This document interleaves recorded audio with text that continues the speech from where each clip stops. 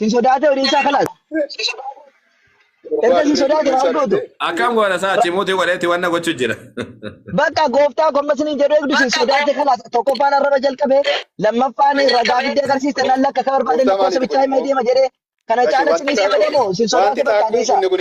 Dirqama baatee sodaate jechuun qabu sababa waliin hubannee jirra.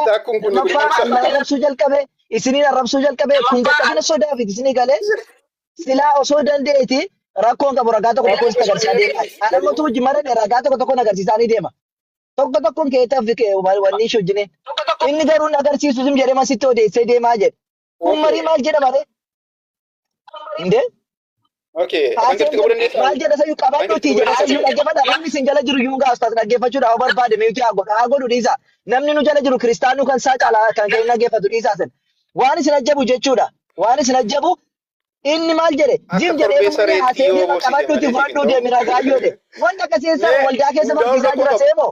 Ijoolleen xiqqoo bira jira seemoo. Ragaa qabadhuuti deemi baalaan hin mari'achuu dhufanii. Joon yoo beekumsa qabaatte Joon beekumsa qabda meeta ragaa argame arraba dhiisite ragaa argame akka gootu. Meeta ragaa argame akka gootu mee namni guddaa seera namni guddaa caliin jedha. Mee namni guddaa gidduu keessa kan dubbatu. Bakka dhibbeessoo murteessu osoo hin fakkaatne. Dhibbeessoo dubbadhu bakka. Mee dhibbeessoo murteessi rabbii jedhiiti ati. Waanti balleessee jira yoo dhaggeeffataa jiraata waan biraa jenne dhibbeessoo. Peenteedha haa murteessu cal jenne. Ayyee murteessi mee dhibbeessoo. Bakki sagaleen keessan bira dhagahamaa? Inni dhagahama. Dubbadhu mee. Okay. Actually an reefuma seene na argame jennaan seene detailii sagaleen nuti naddeebisaadha. Yoo amma seente yaada jiru asitti haayimu kan jara lamaaniyyuu. Yaada jara lamaan isitti. Osaa Faransee isin lamaan haasa'ame an dhiisee jira. Cal jira ittiin hima yaada keessa lamaanu Joon akka jedhe mariidhaan dhufee waa'ee islaamummaa qofarraa haasofna waa'ee allaarraa waanuma sitti mee qofan sitti maa ati lakkoofsuma qabadhu deemiti manatti gali dubbifadhu jedheen. Ustaaza walimmoo lakki akkasumatti marii dhufte marii barsiisuu dhufne nan dubbadha Joon Filis nan dubbadhee cal jedha. Na barsiisuu dhufne mari'achuu dhufte malee waan dubbatte ragaa baastee natti agarsiisaa deemta. Dhumarratti garuu gaaffii deemimmoo waan tokko tokkoon dubbatte irratti tokko tokkoon si gaafadhaa jennaan nan gaafatu tokko tokkoon jedhee daqiiqaa 2 yookiin 3 qabannaa deen gaaffiin tokko daqiiqaa 2-3 fixa. Akkasumatti waan dubbatte irratti otoo amantii lamaan irraa ta'e jedheen awwal amantii lamaan irraa taanaan rakkoon qabu daqiiqaa qabannaa 5 isaa tokko 10 garuu islaamummaa qofarraa waan ta'eef atamma barbaadde kijibuu dandeessa waan ta'eef rakkoon qabu waan gad dubbatte hundayyuu sin gaafadhaa islaamummaa qofarraa dubbannaa jedheen. Garuu yoo kiristaanarraa islaamummaarraa seemoo qixxee rakkoon qabu daqiiqaa 5 isaa ta'u 10 gaaffiif deebii goonaannaan okay kun hin ta'a jedhaanis inni walakka fedhu barreeffadhaati qabadhaa deemaa ragaayyuu jedhe mee maal jettu. Okay, Joon mee waan faraan jedhe dhagayeera tarii yoo si bira muutii ta'e hin beeku ati maal jedhe? Miyuutiin hoo gochaa jiranni. Kamuutiin kabajaa. Ani yaada faraan dhaga'uudhaaf hin dhumne waan irraa dhaga'us hin qabu. Akkas seexaanonni nu dhaga'ani yaada koon bagatu rakkoon bagata. Gaafatamu. Mee faraan haa dubbatu bayi akkuma si dhageeffadhe inni laa jedhu achiin booda dhufee fi gara muka ta'uu hin galu. Koo yaada ko siimu. San nagaara Joon.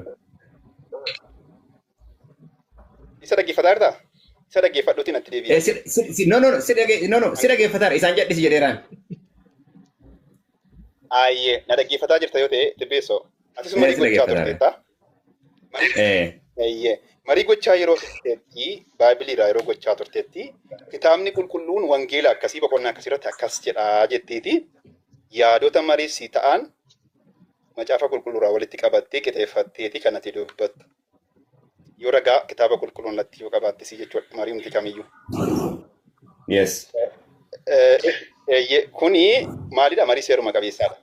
Namni immoo kutaa ati kenniteef maqaa kitaaba sanaa qabatee boqonnaa isaa qabatee lakkoofsa isaa qabatee dubbifataa deema.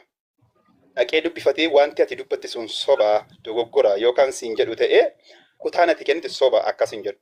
Yookiis immoo iddoo akkasirratti information doggoraa kenniteetta banii nu dubbisii jedha. Kanaan alatti garuu amma tamma fakkeenyaaf marii tokko gaafa fayyadamtu kitaabota rifiraansii yoo xiqqaate kitaabota 10 wal fayyadamuu qabda. Ati ni dandeessaa jechuudha. Kitaabota 10 sana iddoo tokkotti walitti qabdee mariidhaaf yeroo qaatu iddoo tokkotti walitti qabdee marii daqiiqaa 5 keessatti kitaaba sana banaa deemtamoo yaada kitaaba sanaa riferaansii kennitee fi yaada kitaaba sanaa dubbataa deemta. Atumtuu murteessine kanama barate tokkotti. Maybe fakkeenyaaf macaafa qulqulluu irratti yeroo na gaafatanii yeroo quotation isaa caqasuu qabu.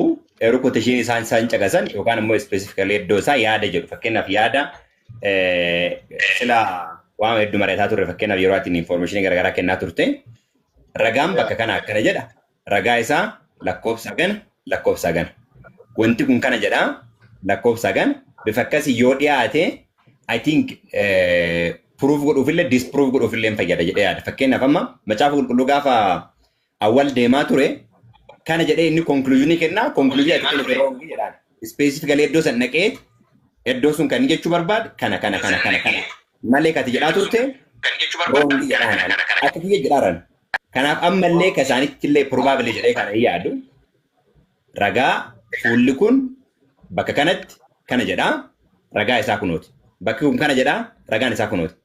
Waan san irratti an wanti kana jedheef evidensii kanaan conclusionii kan kaatiin keettaa inni amma akka itti fudhachuu barbaadetti lakki kun kana jechuu barbaade ka fedhu barbaade yoo jedhe ati akka jechuu barbaadde ka jedhu ammoo kana akkas jedhanii gargar galan. So I think